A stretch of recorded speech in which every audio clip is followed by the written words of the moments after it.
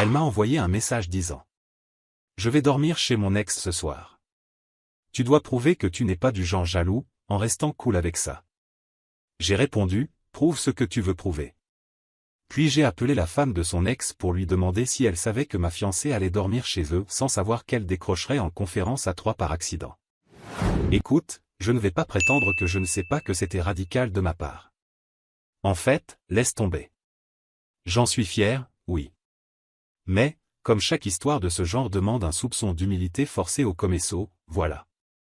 Il y a 6 semaines, j'étais fiancé à Stéphanie, ma petite amie depuis 2 ans. Oui, j'étais. On vivait ensemble dans un bel appartement à Chicago, Illinois, ce qui va devenir important pour des raisons légales plus tard. On partageait toutes les dépenses équitablement et, d'après ce que je savais, on avait une relation solide. Je suis architecte, spécialisé en construction commerciale durable. Elle était directrice de marketing digital dans une agence de taille moyenne. Pas d'enfant, juste un chat jugeur nommé Maurice, qui ne m'a jamais vraiment accepté comme colocataire légitime. Stéphanie et moi nous sommes rencontrés lors de la pendaison de crémaillère d'un ami. On s'est rapprochés grâce à notre haine mutuelle des biéripas, et notre relation avait été pratiquement sans drame jusqu'à ce moment.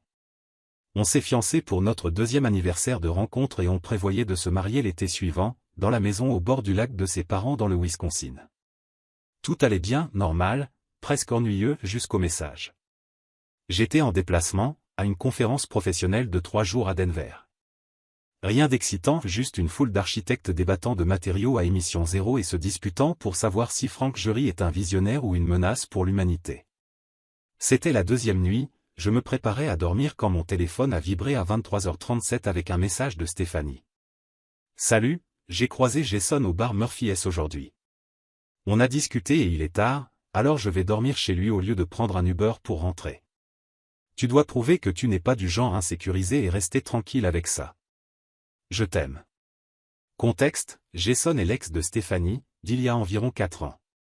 Ils étaient sortis ensemble pendant 3 ans avant de rompre, selon lui, pour différence de mode de vie, selon elle, parce qu'il n'arrivait pas à garder un emploi stable tout en jouant 30 heures de jeux vidéo par semaine. Je l'avais rencontré exactement 2 fois. Une fois, à l'anniversaire d'un ami commun, où il avait passé toute la soirée à parler de ses investissements en crypto-monnaie. L'autre fois, quand il était apparu de nulle part dans notre bar préféré et que Stéphanie, poliment, l'avait invité à se joindre à nous. Les 2 fois, il avait pris soin de ressortir leurs blagues internes et, ce week-end dément à Montréal, en me regardant droit dans les yeux. Le petit détail que Stéphanie avait oublié de mentionner dans son message, c'est que Jason était marié depuis environ 1 an, avec une femme nommée Claire. Je le savais parce que j'avais vu les photos du mariage sur Instagram, un ami à nous avait assisté à leur cérémonie au Mexique. Donc, pour résumer, ma fiancée allait dormir chez son ex, appelant ça un « test » pour prouver que je n'étais pas jaloux, tout en ignorant apparemment le fait que cet ex avait maintenant une épouse. Je suis resté à fixer mon téléphone pendant 5 bonnes minutes. Mon premier réflexe a été de l'appeler pour lui demander ce qu'elle avait dans la tête. Le second, d'acheter la première place d'avion pour Chicago. Mais ensuite, une étrange sensation de calme est arrivée. Le genre de calme qui vient quand tu réalises enfin exactement à qui tu as affaire. J'ai écrit. Prouve ce que tu veux. On en parle quand je reviens demain. Et puis j'ai fait quelque chose dont je ne devrais peut-être pas être fier. Mais honnêtement, je ne regrette pas du tout. J'ai cherché Jason sur les réseaux sociaux, j'ai trouvé le profil de sa femme, Claire, et à partir de là j'ai trouvé son numéro, il était affiché sur sa page professionnelle, vu qu'elle est agente immobilière et utilise son portable comme numéro de contact. Je l'ai appelé à 21h58, heure des Rocheuses, 22h58 à Chicago. Comme le Colorado est un état dit de « consentement à une partie » pour les enregistrements, il n'y avait aucun problème légal. « Allô » a-t-elle répondu. J'ai découvert plus tard qu'elle répondait toujours aux numéros inconnus, même tard, parce que ça pouvait être de nouveaux clients. Bonjour, c'est Claire, la femme de Jason? Oui, qui est à l'appareil? Son ton trahissait déjà la méfiance. Vous ne me connaissez pas, mais je m'appelle Alex. Je suis le fiancé de Stéphanie Weber. Vous la connaissez peut-être comme l'ex-petite amie de Jason. Silence. Ah, oui. Je vois qui est Stéphanie. Désolé de vous déranger si tard, mais je pensais que vous deviez savoir que Stéphanie vient de m'envoyer un message disant qu'elle va passer la nuit chez vous, avec Jason. Je voulais juste vérifier si vous étiez au courant et si cela vous convenait. » Le silence de l'autre côté était assourdissant. « Claire, vous êtes toujours là. »« Oui, » répondit-elle, la voix tendue. « Et non, je n'en avais aucune idée, surtout que je suis chez ma sœur, dans l'Iowa. Jason m'a dit qu'il passait une soirée jeu avec des amis. »« Ah, je vois. Encore désolé d'être le porteur de mauvaises nouvelles. »« Ne soyez pas désolé, » m'interrompit-elle. « Je te remercie pour l'appel, » dit Claire. « Ça te dérangerait d'attendre un instant ? Je vais ajouter Jason à la conversation pour régler ça tout de suite. »« Pas du tout, » ai-je répondu. J'ai entendu des bruits étouffés puis sa voix, un peu éloignée du téléphone. « Et Siri, appelez mon mari. » Ce qui s'est passé ensuite a été mieux que tout ce que j'aurais pu planifier. Claire, en utilisant la fonction de conférence de l'iPhone, a fusionné les appels et nous a mis tous les trois sur la même ligne. « Juste pour que tu saches, Alex, j'ajoute Jason à la conversation maintenant, » dit-elle, juste avant qu'il décroche, laissant bien clair pour tout le monde que c'était une conférence. « Salut, chérie, » répondit Jason, enjoué, avec de la musique et des voix en arrière-plan. « Qu'est-ce qu'il y a ? Je croyais que tu étais à ta soirée vin avec ta sœur. »« J'y suis, » répondit Claire, avec un calme impressionnant. « Juste une petite question, Stéphanie Weber est chez nous en ce moment ? » Silence. On sentait presque son cerveau calculer ses options. Quoi ? Bien sûr que non. Pourquoi elle serait là ? Je suis chez Tommy en train de regarder le match des Bulls. Sa voix tremblait légèrement, chose qui n'était pas arrivée au moment où il avait décroché. C'est là que j'ai décidé de lui donner un petit coup de pouce. Salut, Jason. C'est Alex, le fiancé de Stéphanie. Elle m'a envoyé un message il y a une vingtaine de minutes disant qu'elle allait dormir chez toi ce soir, juste pour que tu sois au courant. Le bruit de fond s'est atténué, probablement parce qu'il s'était isolé dans un coin plus calme. C'est quoi cette merde ? Qui parle ? C'est Alex. On s'est rencontrés 2 fois. Les 2 fois, tu m'as parlé de ton portefeuille d'Ethereum. Et c'est Claire, ta femme, ajouta-t-elle avec ironie. Je suis en haut-parleur avec Alex, qui m'a appelé pour vérifier si j'étais au courant que ton ex-petite amie allait passer la nuit dans notre appartement. C'est un malentendu, balbutia Jason. J'ai croisé Stéphanie au Murphy S, on a pris un verre et elle est partie. Je suis ici chez Tommy avec les gars. Intéressant, répondis-je. Parce que, selon son message, elle prévoyait de dormir chez toi. Laisse-moi deviner, interrompit Claire, sa voix dégoulinant de sarcasme. Tommy a soudain adopté un chat appelé Whisker, auquel Stéphanie est allergique. Donc vous avez tous transféré votre soirée chez nous. Et par une merveilleuse coïncidence, tous les gars ont disparu, laissant seulement toi et Stéphanie. Une longue pause, puis un soupir résigné. Claire, ce n'est pas ce que tu crois. Épargne-moi le discours, coupa-t-elle. Elle est avec toi en ce moment ? Une autre pause. Oui. Passe-la-moi. J'ai entendu des voix étouffées, puis Stéphanie est entrée sur la ligne, l'air confuse. Allô ? Salut, Stéphanie. C'est Alex. On est en ligne avec toi, Jason et sa femme, Claire. Je prévenais simplement Claire de tes projets d'hébergement pour ce soir. Curieusement, il semble qu'elle n'ait pas été consultée avant que tu t'invites. Alex, qu'est-ce que... Sa voix oscillait entre choc et colère. Tu es vraiment en train de m'appeler pour me surveiller ? C'est exactement ce genre d'insécurité dont je parlais. En réalité, intervint Claire, il m'a appelé pour savoir si j'étais au courant que l'ex-petite amie de mon mari passait la nuit dans mon appartement pendant que je suis hors de la ville, ce qui, soit dit en passant, n'était pas le cas. Donc merci, Alex, pour la considération. Claire, hurla Stéphanie, montant le ton. Jason m'a dit que tu étais d'accord. Il a dit que vous aviez un accord pour garder des relations avec vos ex. Nos relations n'incluent pas dormir ensemble, Stéphanie. À partir de là, l'appel est devenu un pur chaos. Jason essayait d'expliquer à Claire que tout était innocent. Stéphanie criait sur moi, disant que j'envahissais sa vie privée, puis essayait de s'excuser auprès de Claire. Et Claire, de son côté, ne lâchait que des remarques du genre « incroyable » ou « mon Dieu, quelle absurdité ». Je suis resté en ligne, je l'avoue, par pur intérêt morbide jusqu'à ce que Claire dise enfin. Jason, je prends un vol retour demain matin. Prépare tes affaires. Et elle a raccroché. Quelques secondes plus tard, Stéphanie m'a rappelé.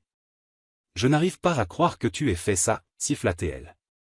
Tu n'avais pas le droit de t'en mêler, c'est ma amitié avec Jason. Amitié, ai-je répété. C'est comme ça qu'on appelle ça maintenant. Il ne se serait rien passé. J'avais juste trop bu pour conduire et je ne voulais pas payer un Uber. Ah, je vois. Intéressant, parce qu'ils ont inventé de nouvelles choses, comme des amis, des hôtels, ou même appeler ton fiancé pour discuter du plan avant de l'exécuter. Mais non, tu as décidé de transformer ça en test de mon insécurité, parce que tu savais exactement comment je réagirais. Et devine quoi? Tu avais raison.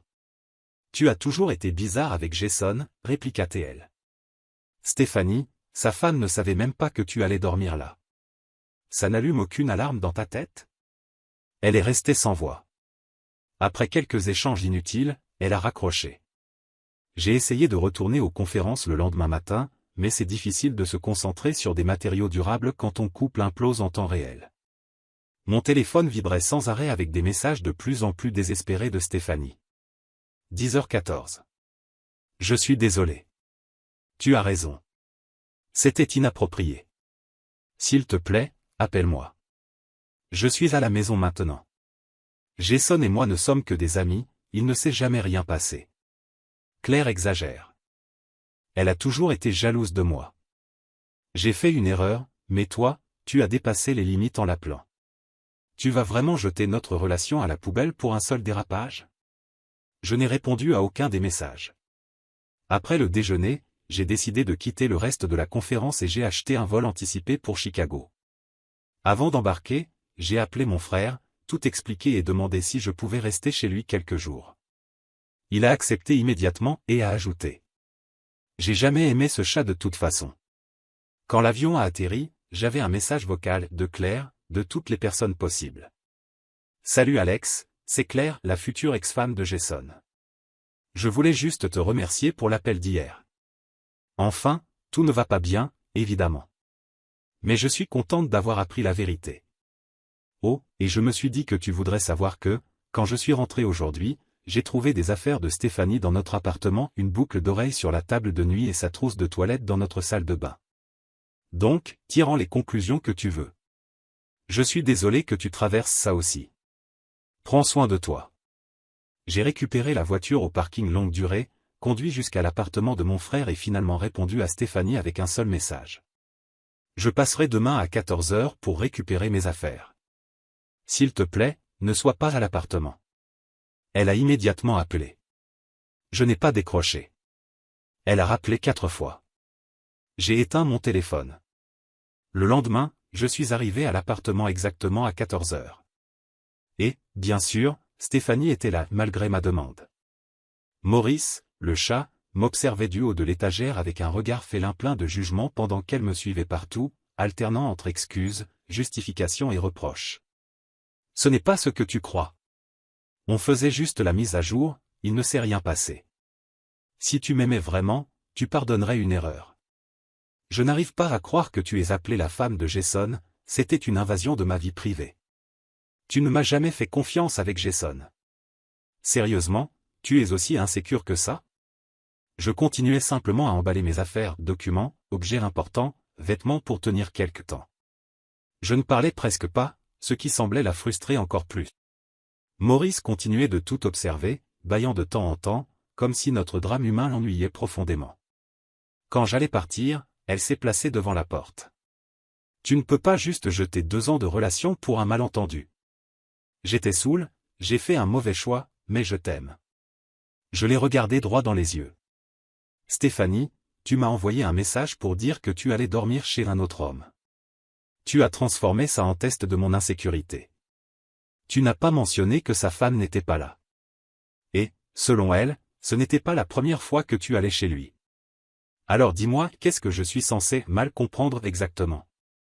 Elle n'avait aucune réponse. J'ai laissé ma clé sur le comptoir, caressé une dernière fois Maurice derrière l'oreille, il a accepté avec la dignité d'un roi et je suis parti.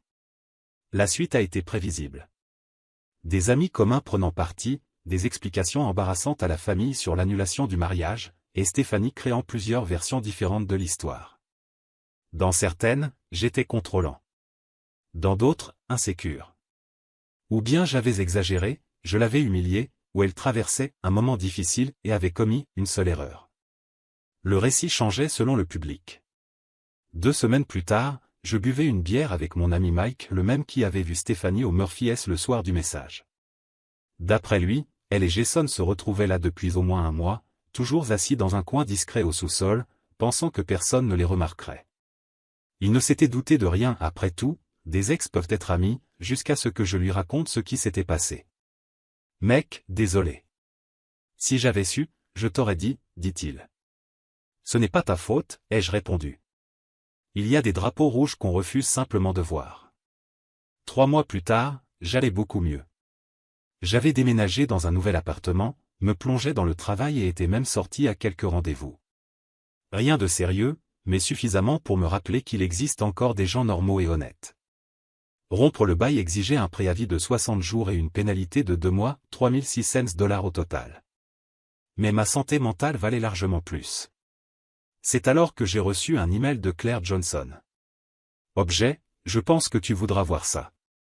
Aucune pression pour répondre. Je pense que tu mérites de connaître la vérité. En pièce jointe, il y avait une capture d'écran d'une conversation entre Jason et Stéphanie, datant de 5 mois avant la fameuse nuit, alors que Stéphanie et moi étions encore heureux et fiancés. Claire avait trouvé les messages pendant la procédure de divorce, en examinant les données de l'iPad qu'ils partageaient, sur ordre du tribunal. L'échange disait: Jason, toujours OK pour demain soir? C'est sera chez sa mère tout le week-end.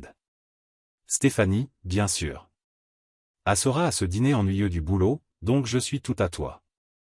Jason, même arrangement que la dernière fois. Stéphanie, parfait. Oublie pas d'apporter ce qu'on a dit. Jason, déjà dans la valise.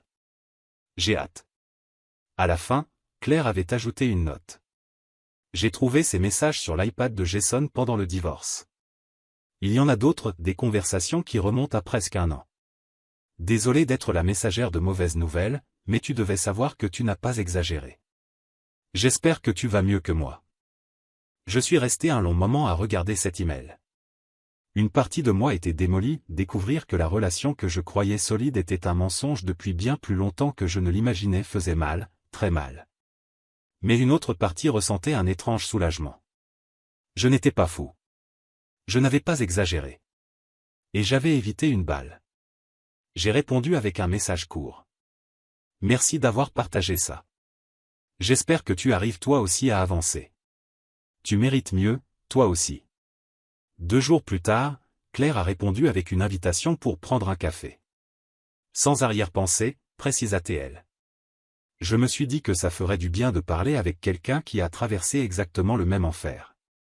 On s'est retrouvés dans un petit café du centre-ville. Ce qui devait être une discussion rapide s'est transformé en une conversation de 3 heures. Claire était drôle, intelligente et étonnamment directe, des qualités que, je m'en rendais compte maintenant, Stéphanie n'avait jamais eues. On s'est échangé nos histoires de guerre, du post-rupture, on a comparé les excuses ridicules que Jason et Stéphanie avaient inventées, et on a même ri plus que je n'avais ri depuis des mois. On n'a pas échangé nos numéros à la fin. C'était encore trop tôt, et il y avait quelque chose de trop symétrique dans tout ça, le fiancé trompé et la femme trompée se soutenant mutuellement. La vraie vie n'est pas une comédie romantique, après tout. Mais 1 mois plus tard, je suis tombé sur Claire par hasard dans une librairie. Puis, de nouveau, dans un marché de producteurs locaux. À la 3e coïncidence, on a admis qu'on fréquentait les mêmes endroits exprès, dans l'espoir de tomber l'un sur l'autre, et on a finalement échangé nos vrais numéros. Aujourd'hui, ça fait 2 mois qu'on sort ensemble. Même si, pour être honnête, sortir ensemble était peut-être un terme un peu fort au début, c'était surtout des cafés prudents, de longues conversations, et les voix de nos thérapeutes résonnant dans nos têtes, nous mettant en garde contre les liens traumatiques.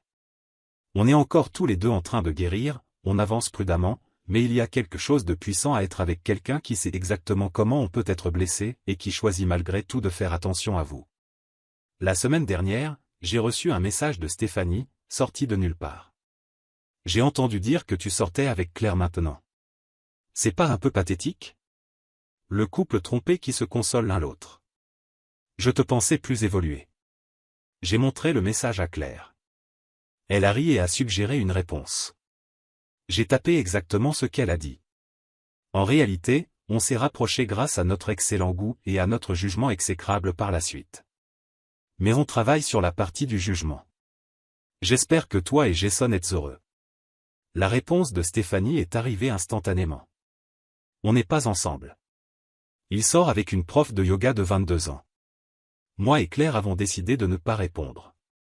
À la place, on a commandé à manger, ouvert une bouteille de vin et on a porté un toast à ces façons étranges qu'a la vie de te mener exactement là où tu dois être, même si le chemin est douloureux. Maurice, le chat, me déteste toujours. Certaines choses ne changent jamais. Il vit encore avec Stéphanie et, malgré les suggestions de quelques inconnus sur Reddit d'organiser un « kidnapping de chat », je n'ai pas l'intention de me lancer dans une bataille de garde féline. Il est enregistré à son nom et, franchement, il se mérite. Il l'a toujours préféré, après tout.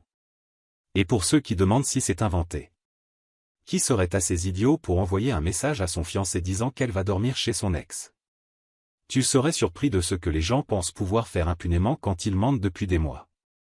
Elle pensait que j'étais le fiancé, mature et compréhensif, qui accepterait toutes les excuses sans poser de questions.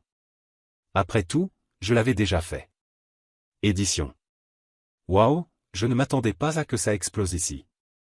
Pour ceux qui ont demandé au sujet du mariage, heureusement, presque rien n'avait été payé. La bague appartenait à ma grand-mère, donc aucun dommage.